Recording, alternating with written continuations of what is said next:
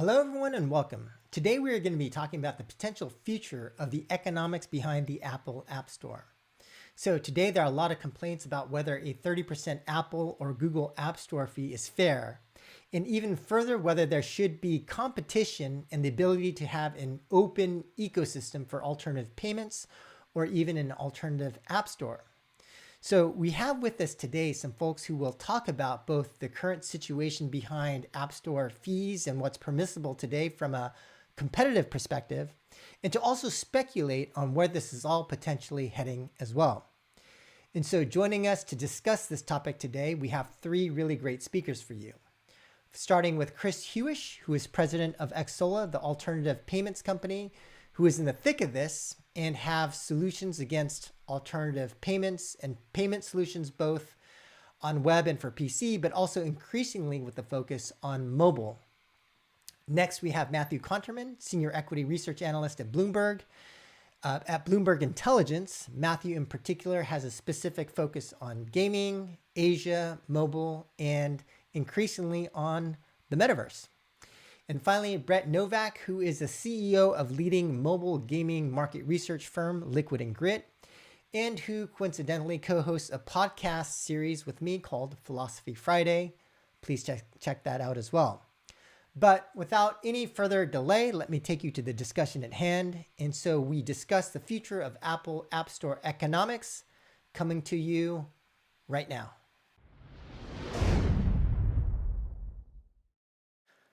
All right, guys, let's get into it. So Chris, Xsolla provides alternative payment systems for web and potentially directly in mobile apps, maybe now or even in the future. But can you speak to us about your interpretation of what's legal or permissible now from an alternative payments perspective? Absolutely. And first, legal disclaimer here. You should always consult your own counsel before making any decisions that could impact your business. Having said that, that's out of the way. In my opinion, what's permissible is pretty straightforward, and it's pretty awesome. With the recent changes to the App Store guidelines, as well as the sort of the momentum from the ruling and regulation that's coming around the globe, we really see a great opportunity to gather contact information and data about your players directly from within your app.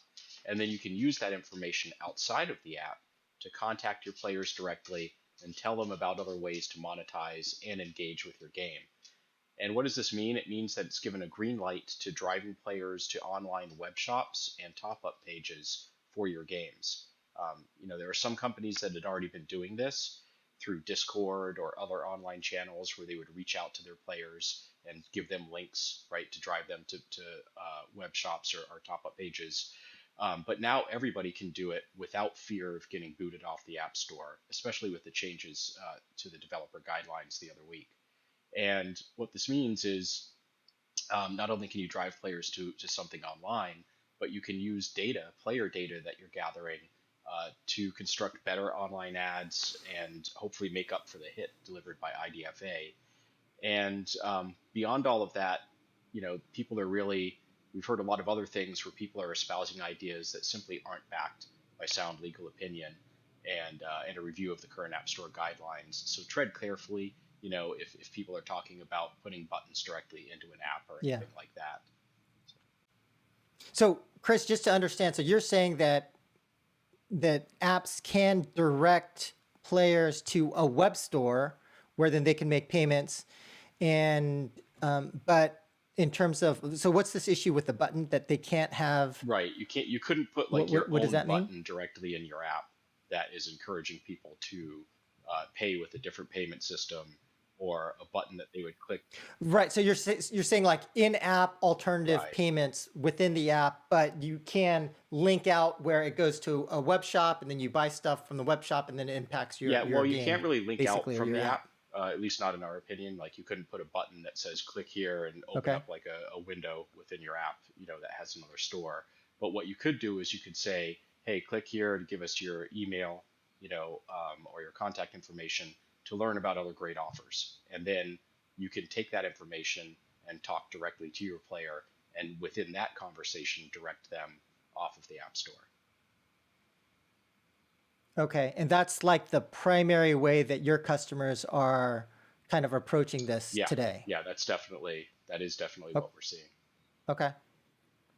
Right. And as far as like fees using this method, like what do you guys typically charge relative to Apple Yeah, fees? well, unlike, Apple, which is 30%, or a payment processor like Stripe, who only processes payments, over at Xsolla, we operate as the merchant of record for your game. And this means that we charge a 5% fee plus whatever processing fee goes with that particular payment. We have like over 700 different Got payment it. methods that we work with. And as the merchant of Right. record, though, what comes with our fee is we also not just manage those payments, but we manage everything related to those, all of the taxes, the VAT, compliance, anti-fraud, Sure. customer support calls, chargebacks. And Yeah. this is Yeah. all stuff that you need to be thinking about. That's part of what Apple is doing. They're charging an outsized fee Yeah. for that, right? For us, we do all of that at Yeah. 5% plus maybe a couple more percent for processing. So there's a pretty big difference. Okay. But it's something you have to keep Right. in mind when you're looking, once you move away from Apple and start to monetize outside Right. of the App Store, away from their ecosystem. You need to think about this and have some solution for it. Okay. So sounds like in the aftermath of the Apple Epic trial, the ground level reality of what apps are doing today sounds like it's pretty good.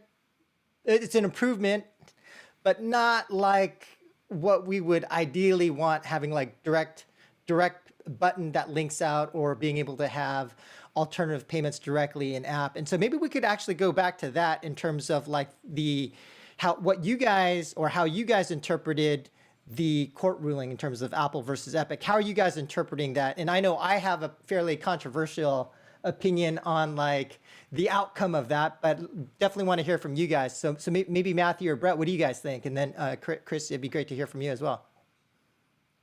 I can jump in. I Sure. think and I'll give a shout out to our antitrust team. Jennifer Rhee is our senior antitrust analyst based in New York, and from the onset of the case when Epic sued, she always thought it was going to be tough for Epic to get a win out of this, just because the burden of proof is on Yep. them, right? Apple just has to defend. The burden of proof was always on Epic to prove all of the claims they were making, and so it was always going to be tough. And they didn't come out with a lot of what they wanted, and so from the most part, you could say it's a loss. But I think and I think JK, this is where your view comes, is just the fact that they did this, that they raised awareness of it, that now it's being talked about in Congress. That's a win, because even if they can't get it done with litigation, there's legislation alternatives that can help them get what they want down the road. We've seen some of this start to percolate in Congress in the US and in other jurisdictions. They're either acting or have already acted, like in South Korea, against this, right? And so, there's, even if they lose the court case in this instance against Apple, it can still be a win longer term, just because it raises awareness amongst, legislators who then can act and put laws in place that open up these platforms. All right. Brett, what do you think? I think overall it was a loss for Epic Games. I mean, they only won 1 out of the 10 counts that they were going to court to win. So I think it'd be hard to claim that it was a win. I do agree with Matthew that it's a step towards larger things. I probably disagree that legislation is going to be good for Epic Games in general, just because, I mean, if you open up the Epic Games' numbers and everything, there's probably something in there that legislation's going to want to take apart as well. And I just generally don't feel like going to court and putting it in the hands of government is a good way to solve business problems, particularly when you're talking about two companies that should be on the same side in many ways. So I think it's unfortunate that it kind of came to this end, and so I think in general it was not a win for Epic, and in some ways it probably wasn't really a win for Apple either.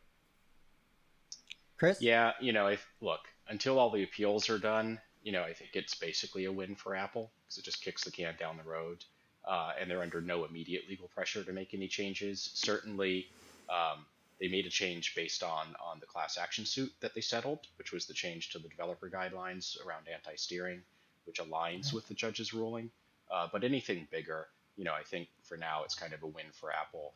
Obviously, there's the pressures that this or the concerns that this ignites around regulation and all of that, but that's still going to take a while. Um, but if I was to look at it more Yeah. optimistically, I would say it's kind of a mixed result.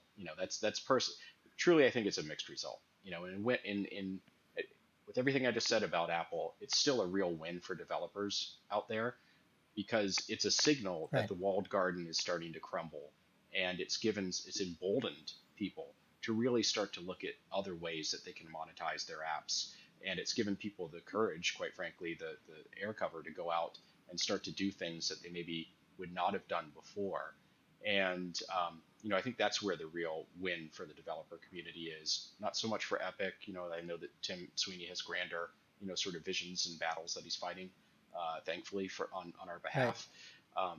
But then to come back, and the reason I said it's mixed is I also think the thing for Apple is it gives them plenty of time because it's going to be an appeal. It's going to drag out for a while, and it gives them plenty of time to explore new ways to capture revenue that they may lose from any changes that come down the road, whether that be new fees or new businesses. I mean, even potentially what they're doing with Apple Arcade, where they're starting to shift a lot of their funding to mid-core, right, or games with deeper engagement. Maybe they're looking to create their own sort of game system to offset these losses. I don't know. But one thing I do know is Apple's going to figure out a way to get their pound of flesh at the end of the day, and this gives them the time to do that. Right. Yeah. And so maybe I could expound a little bit in terms of my rationale for why, even though this does look grim for Epic, and I'll tell you why it's actually even worse than people think, that I still think it's a win for Epic.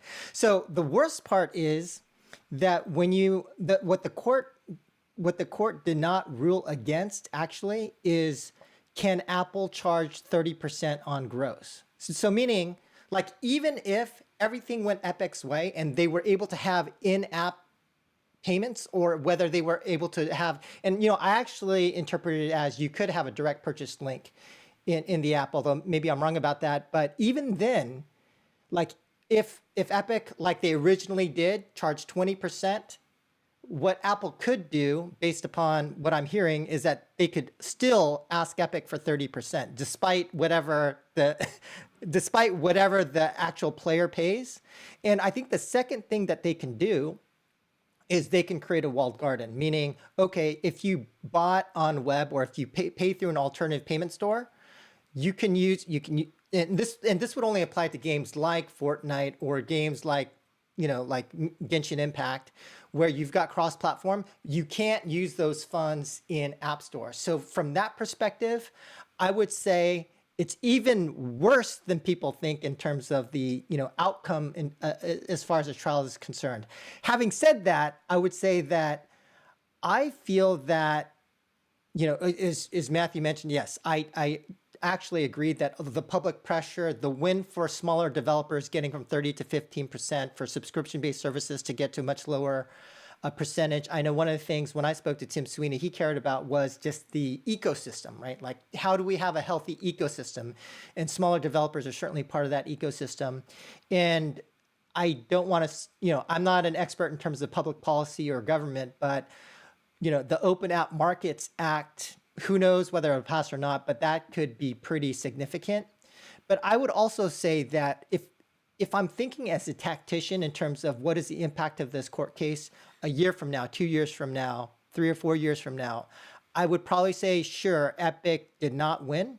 But if I'm thinking longer term, and if I'm thinking, well, how do we actually create a much bigger, like if I were Epic and I was thinking about this, I would probably follow the same playbook, right? Because you're trying to build a much bigger business. You're trying to actually go after much bigger markets. And so while you've got this asset at strength, Fortnite, which is going to decline over time, do you make that play or not? And for me, I would say the strategist in me says this was a win for Epic, regardless of the short-term consequences.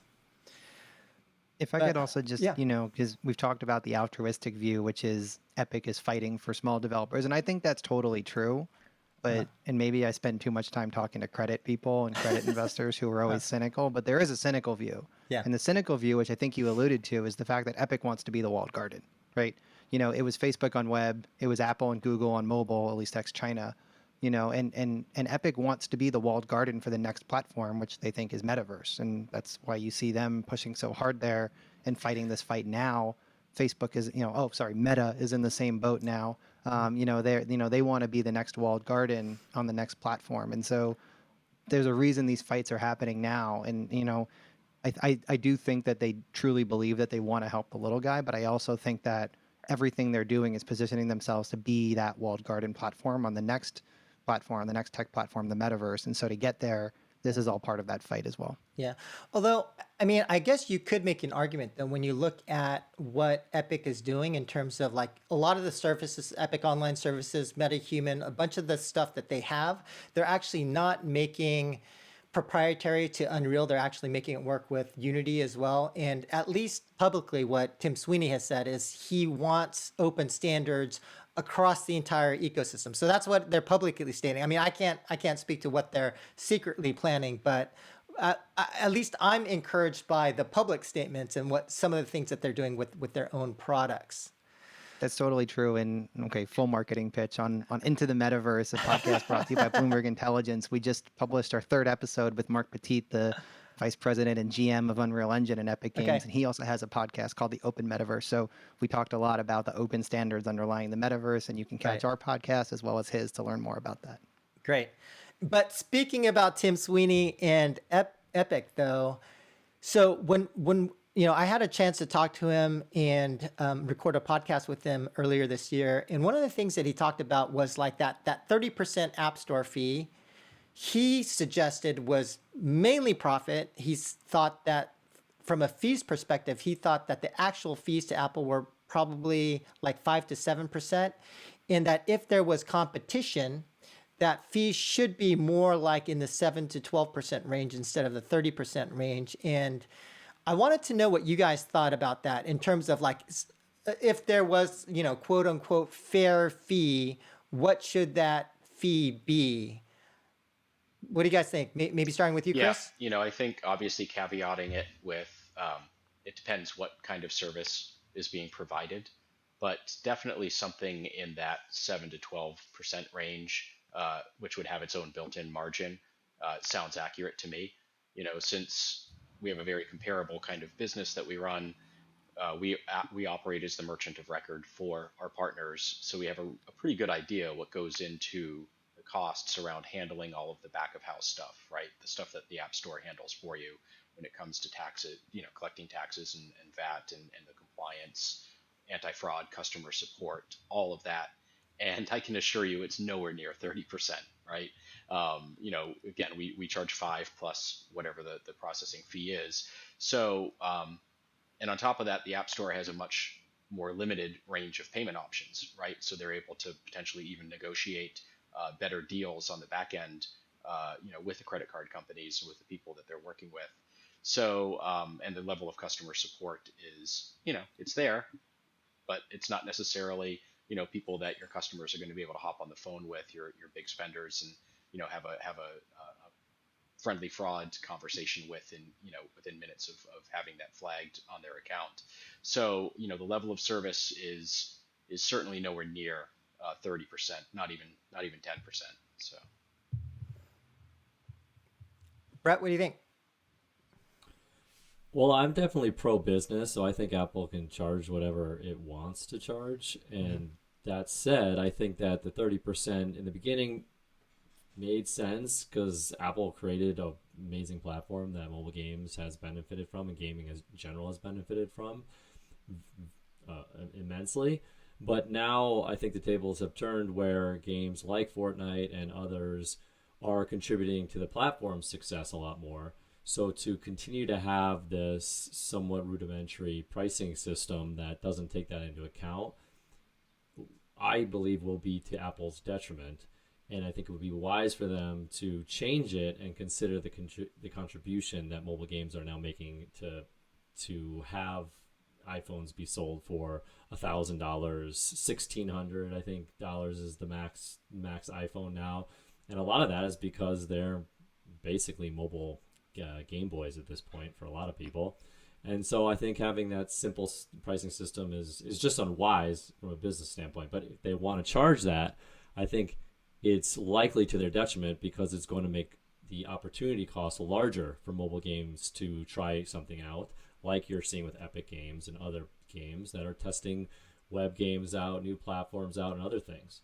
So, yeah, I think they can charge whatever they want, but I think they should seriously consider some more sophisticated pricing systems that benefit mobile games more. Matthew? I agree with both Brett and Chris a lot. I think that Apple completely has the right to charge whatever they want, as Brett was saying. But I think, to Chris's point, I think amongst if you look at it from the game maker perspective, there's a clear consensus that 30% is not the right number. Is it Right. 5, 7, 10, 15? I think that answer depends on the developer themselves and what they're looking for from the platform. One of the things that, this ties into ATT and SCAD network and iOS 15 and everything is, but is Apple going to make a big push into being an advertising company?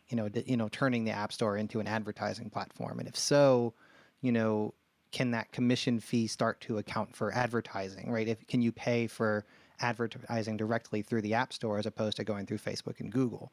Because whether you're paying directly for that or now that becomes part of the commission structure, that's a way to add value. And so Right. I really think at the end of the day, it comes down to what value are you getting from that. And this is the same thing we saw with PC, right? When Epic came out at 12%, I think it nets to 7 if you're using Unreal Engine because they waived the 5% commission on Unreal.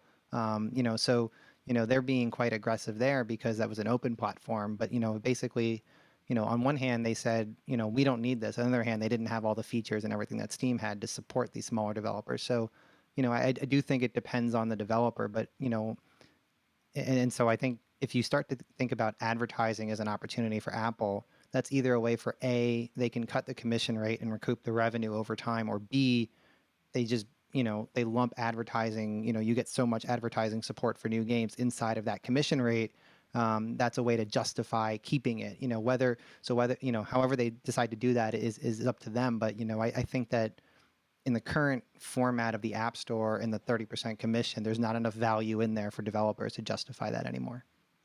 Got it. So just speaking to when we talk about the App Store, I think there are a few different ways we can look at the App Store as far as like more detailed nuance, right? And the first would be at the first level, people generally think about, okay, what is the platform fee? And then in terms of like the level of openness with respect to the App Store, I think there's a lot of different levels. For example, we've got the level that we're currently at, which seems like, okay, Apple's going to allow you to contact your customers about an alternative payment on web somewhere. The second level might be the ability to directly link to an external web payment store of some kind. The next level, the third level of openness would be the ability to have directly in-app an alternative payment system of some kind. And then the fourth level would be having a completely an alternative app store itself. And so when you guys think about these different scenarios, I'm wondering if you guys could comment on where do we eventually get to in your opinion in terms of these scenarios, and how do you think this plays out? I think that, I think the holy grail is to get alternative payments directly inside of apps. And I think it'll take legislation to do that because I don't think the platforms will budge voluntarily to do that. And I think they would cut rates slightly from where they are already before they did that. That's just my personal view. But it does seem like, we talked about the bill in Congress in the U.S., but Europe might actually be further along in the legislation and antitrust process Right. in terms of, forcing these sorts of rules and forcing them to enable alternative payments inside of apps. And, that raises the question, if you're Apple, are you going to have different rules for different regions? Or are you just at that point, is that when you just kick the bucket and open it up? I think it'd be very complex for them and costly for developers to have different systems and games for different regions. And so I think at that point, that would be a kick in the direction of opening it up to alternative payments. And that I really think is the holy grail. We did some analysis because at the current system that Chris is describing with alternative web portals, there's a lot of friction in that process. Whereas Yes. buying inside of the app through the App Store, It's very frictionless. In fact, you could argue it's too frictionless. It's way too easy to spend money in games and spend lots of money in some cases that I'm too familiar with. So it's having that extra friction involved. Especially for more casual games, which I think a lot of the audience here is going to be Western focused. Casual mid-core games are still a large portion of the market, and you're talking about items that are $1, $2. What are you going to discount it to 70 cents? I don't think the psychology of seeing 70 cents versus $1 is going to compensate for the friction of going through all the hoops to the alternative payments. I think for now, this is going to attract more whales in some of the more hardcore games. And, that by design, not just by design, but by geographic breakdown, those games do much better in Asia, where I am, in Hong Kong and Korea and China and Japan. There's just a larger demand for those sorts of mobile experiences. And although you have seen those sorts of games take off in the West recently, it's still not the majority of revenue and players. And so just, when I think about that, it does, shape the kind of how you think about it's going to shake out. And Chris, sorry, I was just going to ask you, Chris, like based upon the legislation you're seeing in Europe and South Korea, and clearly like in China, they're gonna make this happen, right? So do you guys have something ready to go in terms of in-app, and how do you think that kind of plays out regionally? Yeah, I mean, yes, we are definitely ready to go in-app. So that's not an issue there. I think regionally, it's going to be so hard to contain, right? Once it happens in one region, it's just going to spill over. I really don't. I see this as just not. Once it starts, I think they'll have to make a move to adopt it globally. But I do want to come back though to something Matt has said, and we thought initially getting into this, and we've been working with some pretty big companies over the past year, right, doing these payments outside of the App Store. And initially, all of ourselves, the companies we were working with, we thought that this would just be limited to a few whales. Like, let's drive our VIP, players over to this. We'll create a very customized kind of offering, a white glove kind of, treatment, concierge type treatment. And much to everybody's surprise, it blew up beyond that. And yes, there's some friction, additional friction, but what we're seeing, and this is just, it's absolutely shocking, is we are seeing some games now that are actually making more money off the web than they are off the App Store, right? It just, and not just an anomaly, not like, oh, they drove a specific, campaign 1 month and they spiked, right, what that was, and not, oh, they're making more because they have a bigger margin, but they're actually legitimately generating more revenue. And part of that is, they can do much better advertising. They can bring people in. There's much more custom offers. That speaks to that one segment. But when you're doing this on a global scale, a lot of people don't realize that the App Store is very limited in the payment options that it provides. And there's a huge, I mean, our estimates are at least 30% of the audience, the gaming audience out there in the world, just simply can't spend on the games that they're playing, even if they wanted to. Brazil is a great example of that. And now that there's an option for them to go online and spend, they want to, and they are spending, and that's driving a lot of additional revenue that just simply is not able to get into the Apple ecosystem. So there's a whole lot of interesting pieces there that kind of offset that friction. And obviously, we want the friction to be gone eventually, but it's just interesting at this time what's happening. Right. And Brett, I know you don't think it's right for the government to kind of interfere here, but do you have any thoughts on the specific scenarios that could potentially play out? Yeah. Well, first, I think Apple will change its pricing. I think we're making the assumption that changing pricing will lead to a massive decrease in revenue, and I think that there is actually potentially opportunities to make more revenue from a more sophisticated pricing system that scales with revenue from the company. And I mean, with all the brain power they have at Apple, I'm sure they can think of something better than just a 30% simplistic cut of 90% of the revenue coming off their platform. That would be a win-win, right? And so that's the easy one. And I think they're going to do that because iOS revenue is not the majority of their revenue, right? The majority of the revenue is hardware. So one win from this Epic ruling is the increased risk of additional government intervention on Apple, which is a huge risk because it has so much revenue from other sources. So I think that will happen. I think they'll be wise to do that, and it'll be in their best interest. I think the second thing that will happen we will see a lot more revenue coming from online for mobile gaming. In fact, in the recent earnings call for Playtika, it was announced that 20% of their revenue for their social casino business was actually coming from .com. And having worked in gaming myself, that is because even though it's a small percentage of players, those whales are really willing to jump through a ton of hoops. They're not the casual player. So you can send them an email and then ask them to click on a link and then ask them to put in a credit card because they're spending so much money, they're willing to do that. And they're generally very sticky. So you're not going to have them fall off because of that. So it is going to be a win. And I didn't bring this up earlier. You are going to see more revenue go for that .com. The third is that I do not believe that there'll be different payment options on the Apple platform. And again, coming from Zynga Poker and having experience with payment options, it does create a lot of risk for the Apple platform because payment options, although there are a lot of great ones out there, there are a lot of not so great ones. And when you have issues with payment options, really bad things can happen. For example, we had $1.5 million worth of currency bought from Zynga Poker in a weekend just because it was a hole in one of our payments providers.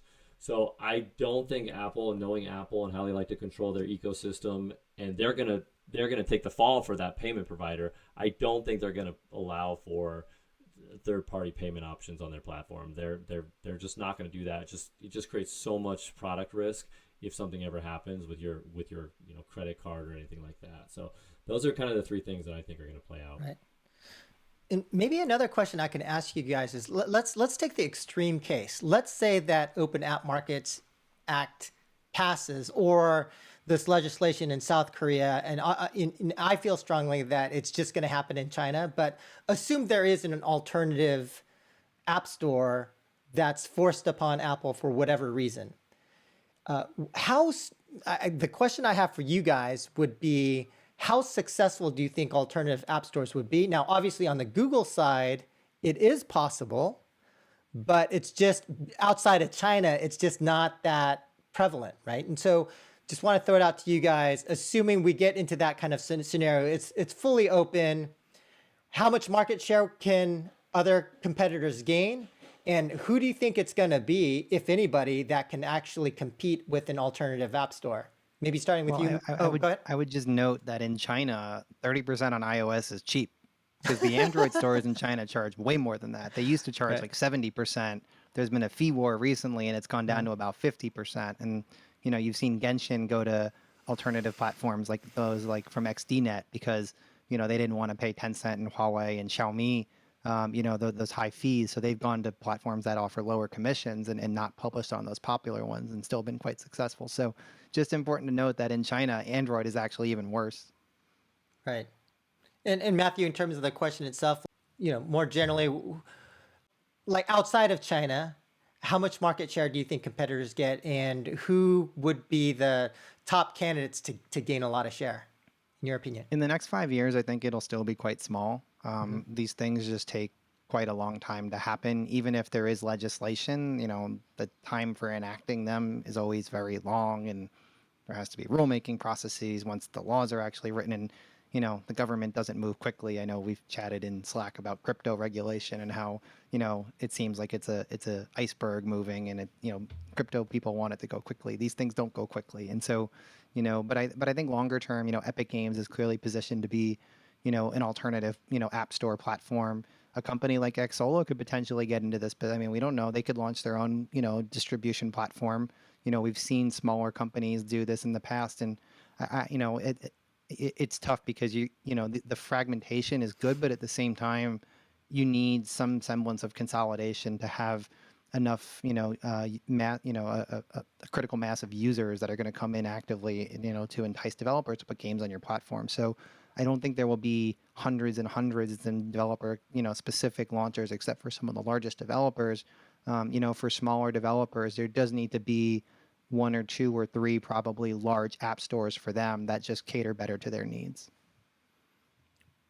Brett, what do you think? Yeah, I think it's pretty unlikely. I mean, I think you have to we've seen Amazon come in and try to create their own platform for games, and they haven't been able to do it, right? So if Amazon can't do it, which has all the resources and super innovative, I don't really see that many other people, and I'm talking about the US mostly, in the major countries, less China, being successful in creating your own platform. Unless it's the next thing, which Matthew was alluding to, which is if it's the metaverse, then yes, but if it's a direct competitor with a mobile experience or a mobile, or it's on mobile, I don't think that's happening. Chris, Yeah, it's a what do you good think? question. I mean, alternative app stores on the iPhone, that's going to be tough. I think the biggest problem is just, how are you going to attract users into those stores, right? Which is obviously a big problem, Mhm. which then by extension limits it to just a few big players. You get Xbox over onto it, Steam, Epic. Maybe you get, what I would worry about is you would get kind of a lot of crappy super apps that would get on there trying to build up their own little, hybrid Yeah. ecosystems of a little bit of everything. Um, and that just devalues the overall experience. So, but then the piece that I haven't fully gotten my head around though is what does all of this mean for the creator community, which is part of the metaverse, right? And from a payment standpoint, and this could potentially be a whole different conversation, but when you start getting into money in, money out, around a creator economy, and you start to get around whether NFTs or not, ownership, how does all of that work within the App Store, and how does all of this impact that, right? Because right now you can't really do that, and I think that could be the type of thing, Brett, to your point of the next big thing, that could be the type of thing that shakes up the landscape and creates something new that we're not really thinking about. And Matthew, yes, you're right. You never know what we could do. Right now, not announcing anything like that, but certainly, talk with us, and we're always happy to help out with people's needs. So Yeah, I think the tricky part, I remember when I spoke to Tim Sweeney, he talked about even with the so-called open competition on the Google side, he's calling it de facto monopoly because as you try to install the Epic App Store on Google, it's like, warning, warning, warning, warning. They throw 100 pop-ups at you. So if something like Open Apps Markets Act is passed, it'd have to address those issues and make it a level playing field. Probably does have to be a strong brand. And so like whether it's, Unity or Disney or some of these bigger companies trying to get into this space, I think I agree with you. It sounds like it'd be challenging to get significant share, at least in the Western markets. And obviously, if we're talking about South Korea or China, I mean, there's kind of established brands and established communities there where I think it'd be a lot easier to gain a lot of well, and share. established consumer behavior too, right? Mhm. Right. I mean, if you look at Line, you look at Kakao, you look at some Yeah. of these super apps, they're basically copying the Tencent strategy with WeChat, Weixin, right? And so, games are could become an increasingly important revenue source for them if it opens up on the iOS side. It already is on the Android side. And if it opens up on the iOS side, that would be big for them. Okay. So maybe we could end here with just your overall thoughts in terms of what do you guys think in terms of predictions as far as the impact to Apple, whether it's App Store fees, level of open competition, how do you think this all turns out for them? And maybe starting with you, Matthew. I mean, it's important to remember that, Apple services are something on the order of 70% gross margin. So even though it's, not the hugest percentage of revenue, it's a significant contributor to their profit, right? Roughly a third of services, maybe it's a little less now that other stuff has grown, is App Store commissions. And the bulk of App Store commissions, as we all know, is games, right? And so there's a lot riding on Apple here in terms of their profitability. And so that's why I think, when you tie in the legislative story plus, just how these things happen and some of the opportunities that are still nascent that I think will come, like advertising, I think it'll be a slow and steady shift. And I think they're going to start to grow these other opportunities like advertising, in anticipation that they're going to have to take a hit on the commission structure.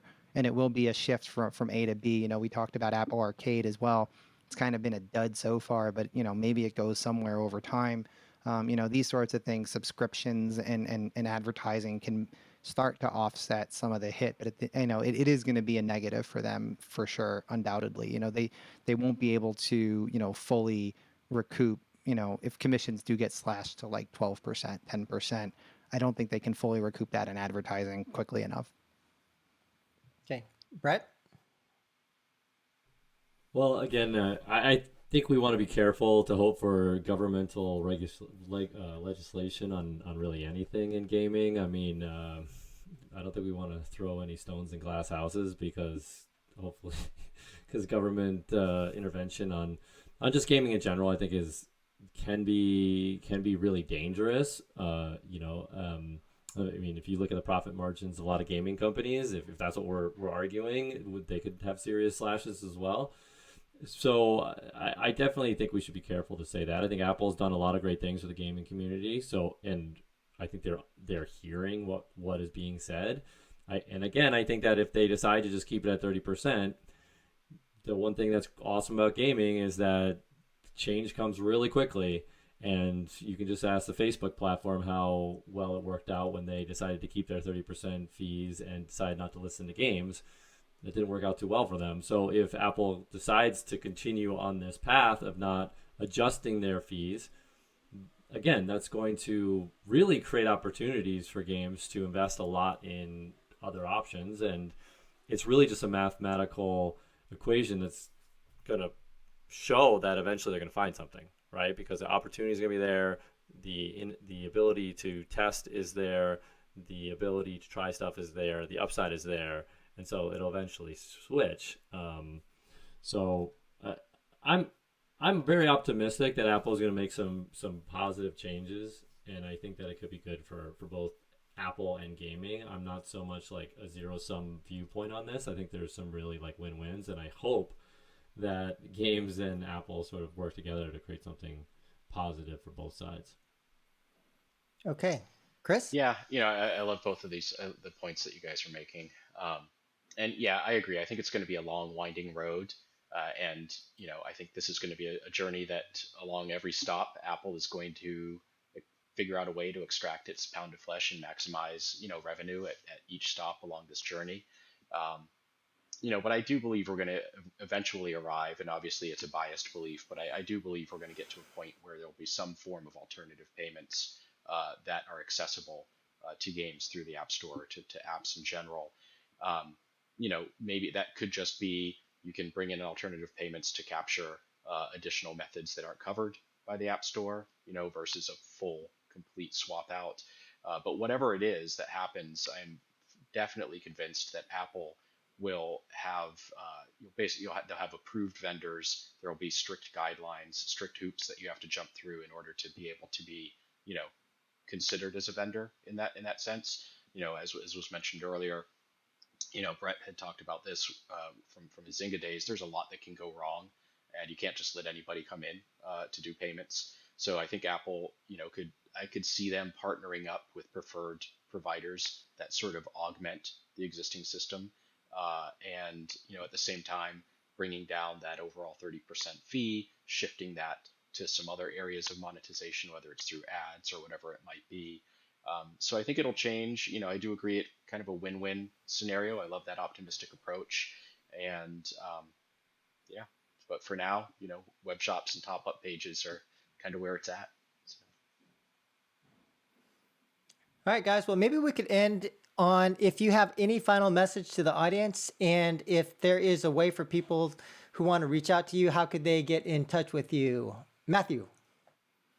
As I mentioned, you can catch our new podcast, Into the Metaverse, brought to you by Bloomberg Intelligence. It's currently available on SoundCloud and the Bloomberg Professionals service, and will very shortly be available on Spotify and Apple Music now that we have our fancy new marketing logo.